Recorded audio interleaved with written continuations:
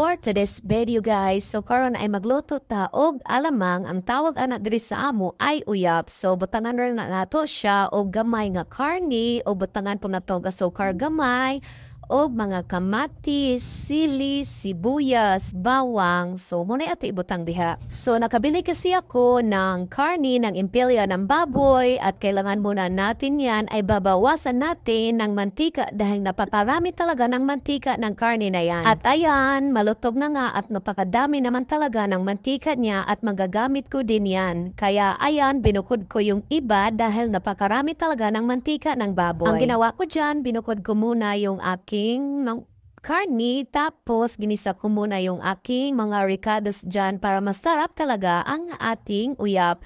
So karon ay ato po na siya ibutang ang kamatis para maluto gadyo na siya og maayo para lami kayo ang atong sudan nga dili gadyo na siya mapanos. Dahil mahilig talaga ako sa gadito sa uyab dahil napakasarap naman talaga at ibukod mo lang yan, doon mo lang yan ilagay sa mga grapon. So paunti-unti talagang kuha dyan lalo na pag wala kang ulam at napakasarap naman talaga at budget talaga yan at swak na swak talaga sa ating mga mami, mga nanay dyan para makatipid talaga tayo.